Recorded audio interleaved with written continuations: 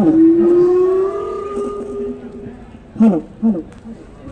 आदरणीय मोदी जी इस्तीफा दो, आदरणीय मोदी जी इस्तीफा दो, आदरणीय मोदी जी आपकी जय हो, लेकिन इस्तीफा दो। आदरणीय मोदी जी आपकी जय हो, आदरणीय मोदी जी आपकी जय हो, लेकिन इस्तीफा दी दो। आपने हमारे देश की क्या हालत कर दी, मणिपुर की क्या हालत कर दी, हरियाणा की क्या हालत कर दी। जिधर भी देखो भाजपा की सरकार, जिधर भी देखो आपकी सरकार, डबल इंजन की सरकार, 3-3 इंजन की सरकार, लेकिन तीनों इंजन फेल। आदरणीय मोदी जी आपकी चाहो, लेकिन इस्तीफा दो। आदरणीय मोदी जी इस्तीफा लो। मेरे मन की बात नहीं है ये देश के जनता के मन की बात है। आदरणीय मोदी जी, आदरणीय मोदी जी इस्तीफा दो, इस्तीफा दो, इस्तीफा दो। आदरणीय मोदी जी, आपके इस्तीफे की जरूरत है देश को। आपकी विदेश नीति बहुत अच्छी है। आपने चीन को लाइन पे लगा दिया, पाकिस्तान को लाइन पे लगा दिया, लेकिन आपने देश का सत्यानाश मत दिया। आपकी देश नीति बहुत घटिया है। आदरणीय मोदी जी, इसलिए आप इस्तीफा दो। सर, आप मोदी जी को इस्तीफा मांग रहे हैं और आप बात कर रहे हैं कि बहुत सारी चीज, आपका क्या मांग है कि मोदी जी को इस्तीफा देना पड़ेगा? देखिए सर, आदरणीय मोदी जी ने देश का ऐसा बेड़ा गर्क कर दिया कि देश का प्रत्येक युवा बिना रोजगार के भाजपा के नारे लगा रहे हैं। आखिरकार मैं ये पूछना चाहता हूँ आदरणीय मोदी जी से कि आपने देश के युवाओं को बेरोजगार करके क्या भाजपा के नारे लगाने के लिए ही आपको प्रधानमंत्री देश के लोगों ने बनाया था? आदरणीय मोदी जी इस्तीफा इसलिए मांग रहे हैं। आदरणीय मोदी जी, आप कहते थे बेटी बचाओ बेटी पढ़ाओ, बेटी पढ़ाओ, लेकिन आपने क्या किया? आपके सांसद, आपके विधायक क्या कर रहे हैं? आपके सांसद विधायक बेटियों के साथ में गंदी हरकत कर रहे हैं। आदरणीय मोदी जी, आपका कंट्रोल आपकी पार्टी के नेताओं पे ही नहीं है। किसने आपसे इस्तीफा मांग रहा है? सर, आपको बहुत सारे आपका यहाँ हम आपको पूछना चाहेंगे कि मोदी जी का जो भी पेपर में आप देख रहे हैं, टीवी में आप देख रहे हैं, मोदी जी का पूरा देश में डंका बज रहा है और आप बोल रहे हैं कि मोदी जी बेड़ा गर्क कर दिया, कैसे? देखिए, आदरणीय मोदी जी का डंका वास्तव में ही बज रहा है और मैं उनकी जय भी इसलिए बोल रहा हूँ। उनकी विदेश नीति का डंका बोल रहा है, लेकिन देश नीति का डंका नहीं बज रहा है। देश नीति का भट्टा, देश नीति का ढोल, देश नीति का डंका फूट रहा है। इसलिए मैं आदरणीय मोदी जी से इस्तीफा मांग रहा हूँ। आदरणीय मोदी जी, आपकी जय हो, लेकिन इस्तीफा दो। दिल्ली के जंतर मंतर से पूर्व सांसद प्रत्याशी सुभाष चंद्र कश्यप, मोबाइल नंबर 983744557, पूर्व सांसद प्रत्याशी बागपत लोकसभा 2014 के लिए आपसे इस्तीफा मांग रहा हूँ। और जब तक आप दिल्ली के जंतर मंतर पे आकर के इस्तीफा नहीं दोगे, आदरणीय मोदी जी, सुभाष चंद्र कश्यप दिल्ली के जंतर मंतर से घर जाने वाला नहीं है।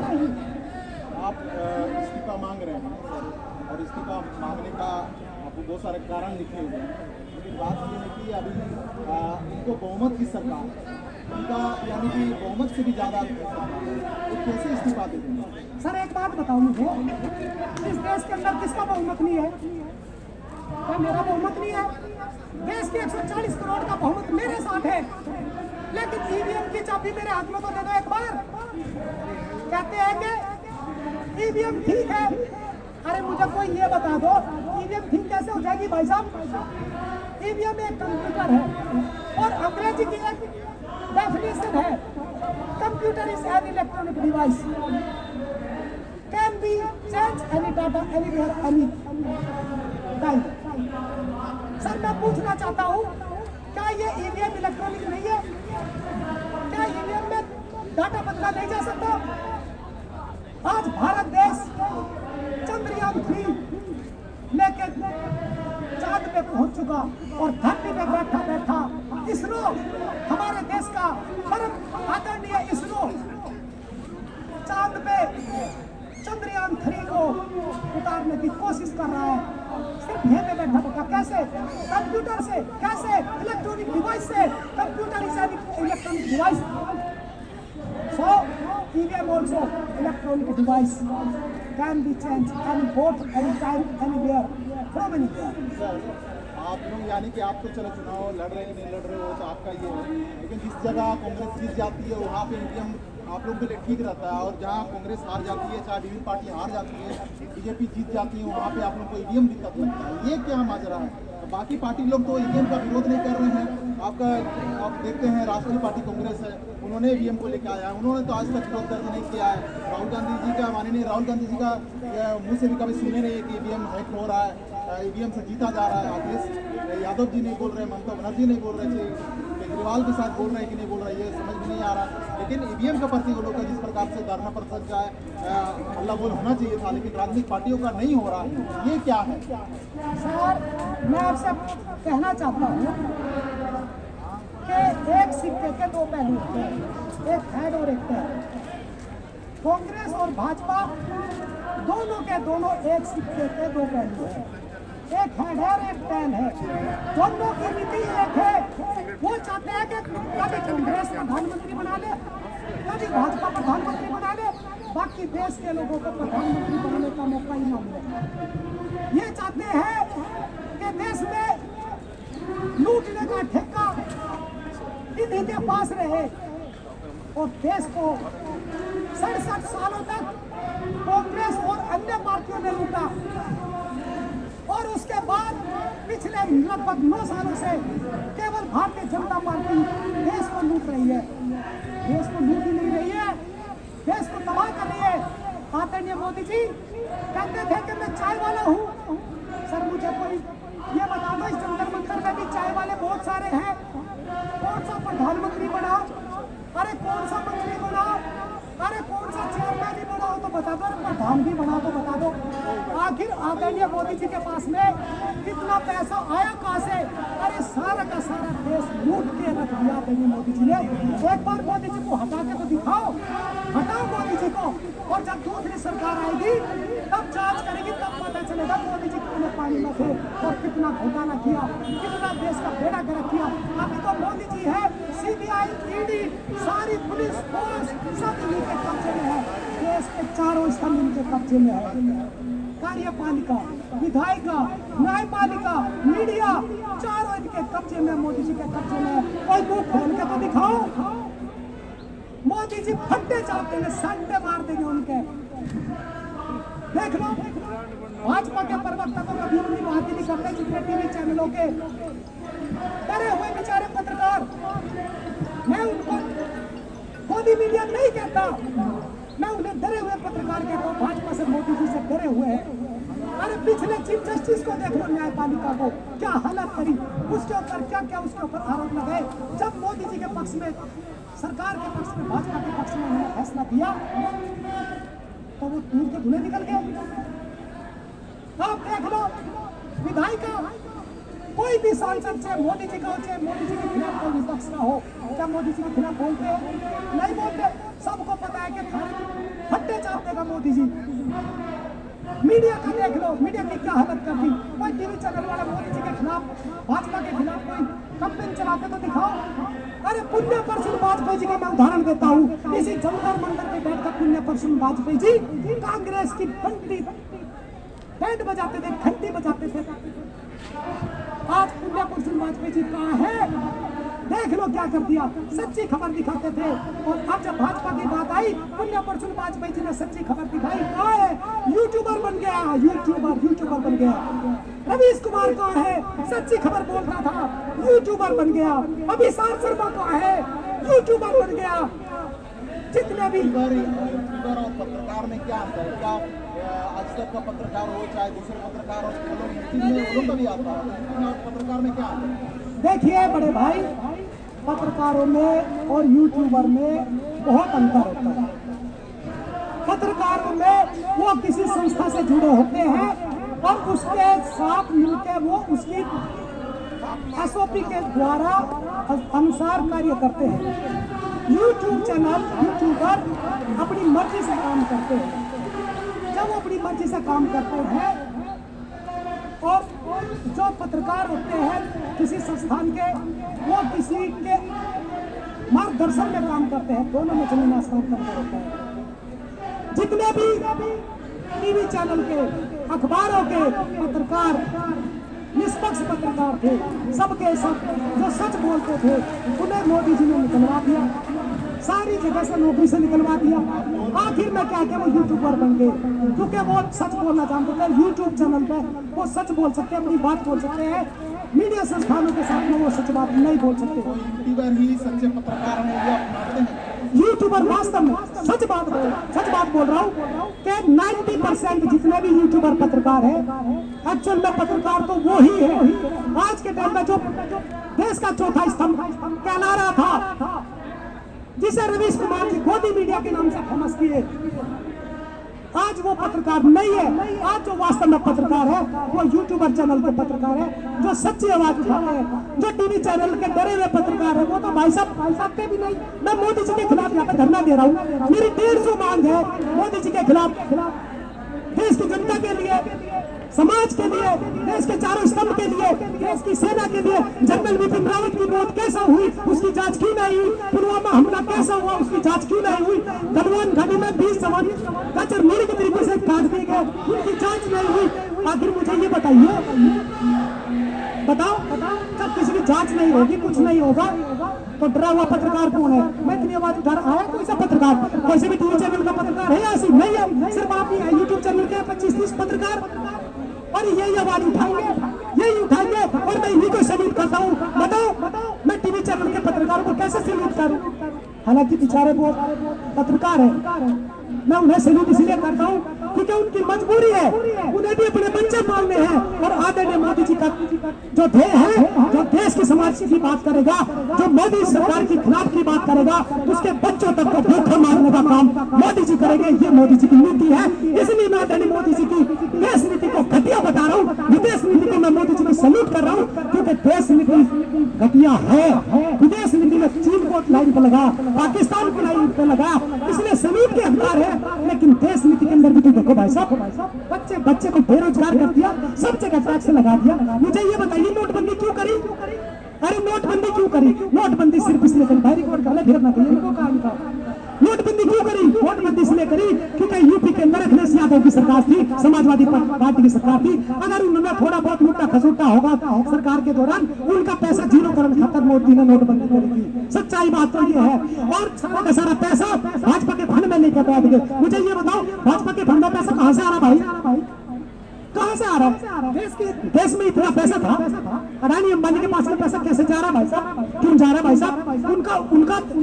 उनका पैसा, उनका लोन क्यों माफ हो रहा है भाई साहब? देश की जनता का पैसा क्यों माफ हो रहा है?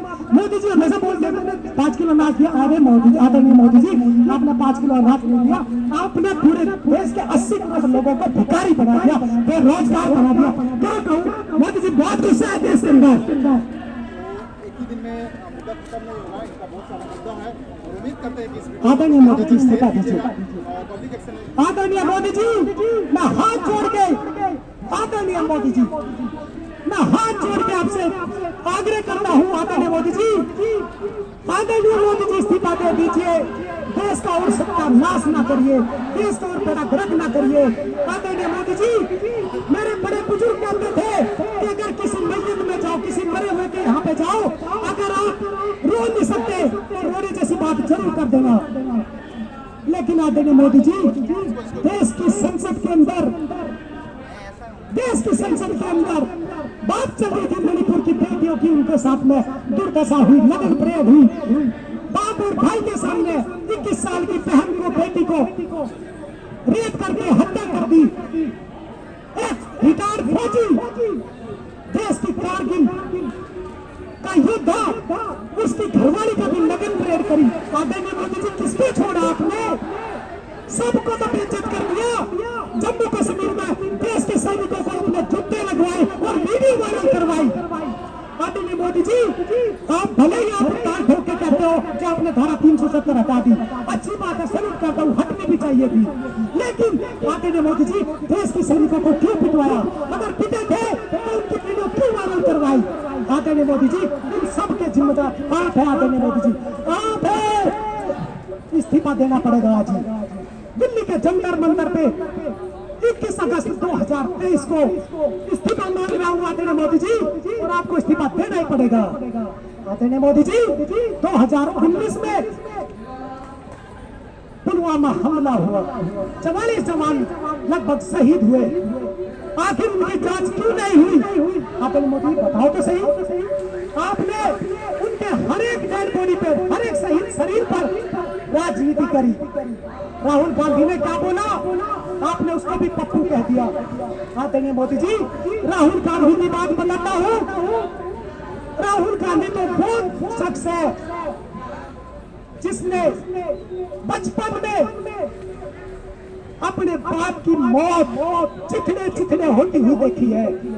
अगर आपको कोई शक है अपने बाप की मौत करवाते, चिथड़े करवाते देखो, पप्पू नहीं पागल हो जाएगा, पागल। आप राहुल गांधी को पप्पू बोलते हो? आदरणीय मोदी जी, सच्चाई ये है कि जिसके बाप बचपन में सर से उतर जाता है बाप का साया, बावड़ा तो उसी की हो जाता है। राहुल गांधी ने अपने आप को बहुत संभाला और आप उसको पप्पू कह रहे हो? देश के सांसद को पप्पू कह रहे हो? इतनी बेइज्जती कर रहे हो? संसद में खड़े होकर मणिपुर बहन बेटियों के इस विश्वास प्रस्ताव के ऊपर आप दांत फाड़ के हंस रहे हो। आदरणीय मोदी जी, थोड़ी तो शर्म करते, कुछ ना कहते, आप संसद में आए। आदरणीय मोदी जी, देखो ये दिखाता हूँ आपको। अधीर रंजन जी, आप माफी मांगे। मैं अधीर रंजन जी से माफी मांगने की गुजारिश करता हूँ कि आपने प्रधानमंत्री को गलत बोला। और देखिए ये कार्टून क्या कहता है? किसको खींच के संसद में लेके आए, किससे जवाब मांगा और किसको संसद में खड़े होकर बुलाया? इसी राहुल गांधी ने, इसी पप्पू ने आपको संसद में बुलवा दिया। संसद में बुलवा राहुल के आदरणीय मोदी जी, संसद में बुलवाया आपको। और मैं दिल्ली के जंतर मंतर पे 21 अगस्त 2023 को आपसे इस्तीफा मांग रहा हूँ और आपको इस्तीफा देना ही पड़ेगा आदरणीय मोदी जी, इस्तीफा देना ही पड़ेगा आदरणीय मोदी जी, इस्तीफा देना ही पड़ेगा। देखिए जनरल सीडीएस बिपिन रावत साहब की मौत कैसे हुई? आखिर जो आपके राज जानते हैं वो मौत के घाट उतार दी जाते हैं या फिर उनकी मौत हो जाती है? आखिर सच्चाई क्या? फिर उनकी जांच क्यों नहीं होती? अरे जम्मू कश्मीर के गवर्नर एसपी मलिक साहब, उनकी भी जान को खतरा था। वो तो देश के सामने मुंह खोल दिया। ना तो जनरल बिपिन रावत, सीडीएस बिपिन रावत साहब जैसा हाल होता और जांच भी नहीं होती कि कैसे मरा, कैसे नहीं मरा। पत्रकार बंधु आज पड़े हुए हैं जो आदरणीय मोदी जी आपके खिलाफ बोल रहा है। जस्टिस न्याया पता न जाने कितने पत्रकारों को, जजों को आपने क्यों आरोप लगा रहे हो? आदरणीय मोदी जी, आप क्यों आरोप लगा रहे हो? क्योंकि आप देश के सर्वेसर्वा हो, देश के प्रधानमंत्री हो। अगर आपके ऊपर हम आरोप नहीं लगाएंगे तो किसके ऊपर आरोप लगाएंगे? हमारा हक बनता है आपके ऊपर आरोप लगाने का, और आपका हक बनता है उसकी जांच कराने का। आदरणीय मोदी जी, आप इस्तीफा दो, बस जांच अगली सरकार कराएगी। अब आपसे हम जांच भी नहीं चाहते अब, क्योंकि सीबीआई, ईडी, जितनी भी देश की सरकारी संस्थाएं हैं उनका क्या कर दिया? इलेक्शन कमीशन का क्या कर दिया? आज इलेक्शन कमीशन ना होकर के सिर्फ एक क्या है कि इलेक्शन कमीशन नाम का एक ऑफिस बचा हुआ है कोई देश में इलेक्शन कमीशन? आदरणीय मोदी जी बताओ आदरणीय मोदी जी, क्या कोई इलेक्शन कमीशन है देश में? क्या स्वतंत्र है इलेक्शन कमीशन? क्या स्वतंत्र है देश के चारों स्तंभ? क्या स्वतंत्र है सीबीआई? क्या स्वतंत्र है देश की पुलिस? क्या स्वतंत्र है देश का मीडिया? नहीं है स्वतंत्र। आदरणीय मोदी जी, आपके राज में देश के जवानों को खाना नहीं मिलता ठीक से, आवाज उठाते हैं तो उन्हें इधर उधर पोस्टिंग, इधर उधर धक्के, इधर उधर चक्कर कटाना। आखिर आदरणीय मोदी जी क्या चाहते क्या हो? क्या चाहते हो? आप क्या अमर होना चाहते हो? अमर होना चाहते हो? अमृत मंथन कर लो, उसको पी लो, अमर हो जाओगे। कहते हैं मोदी जी एक दिन सबको जाना है, मैं भी जाऊंगा, मैं भी स्वर्ग में नहीं तो नरक में मैं भी जाऊंगा, किसी न किसी दिन आपका भी नंबर आएगा। कहते हैं मोदी जी जिस दिन आप प्रधानमंत्री पद की कुर्सी से उतरोगे, क्या देश आपकी इज्जत करेगा? आज देश के अंदर बहुत गुस्सा आता है मोदी जी, कहते हैं मोदी जी बहुत गुस्सा है देश के अंदर, और देश आपसे इस्तीफा मांगता है। आखिर मुझे बताओ तो सही, देश के जवानों को, देश के ऑफिसर को, देश के जेसीओज को आखिर समान खाना क्यों नहीं मिलता? जब वो बॉर्डर पे होते हैं, जब कहीं ड्यूटी पे होते हैं, क्या वो लड़ाई समान नहीं लड़ती? क्या सामने जो दुश्मन खड़ा होता है वो ये सोचता है कि ये कम खाना खाता है, इसको कम खाना मिलता है और इसको कम गोली मारूंगा? आते हैं मोदी जी देश के जवानों को भी इतना ही खाना मिलना चाहिए जितना देश के अफसर को मिलता है। देश के अंदर सबके काउंटर अलग अलग होते हैं, लेकिन फौज के अंदर सबकी मैच अलग अलग करके रखी। आखिर क्यों कहते हैं मोदी जी? क्यों इसमें सुधार नहीं हो रहा? जिन चीजों में सुधार करना चाहिए उन पे आपने आज तक सुधार नहीं करा। आखिर क्यों आपने सुधार नहीं करा? सुधार करना बेहद जरूरी है मोदी जी। देश के जवानों के लिए मैं आवाज उठा रहा हूँ कि देश के जवानों की आवाज आप तक पहुंचे, और देश के जवानों के लिए कम से कम आप तनख्वाह अलग अलग कर दीजिए, लेकिन खाना तो देश के जवानों को एक समान दे दीजिए, सबकी मैच एक कर दीजिए। जैसे रेलवे स्टेशन पर, ट्रेन में काउंटर अलग अलग होते हैं, डब्बे अलग अलग होते हैं, लेकिन ट्रेन एक ही होती है। ऐसा ही जवानों के लिए मैच एक होनी चाहिए, अफसरों के लिए मैच एक होनी चाहिए, और उनके लिए काउंटर अलग अलग भली करना चाहिए।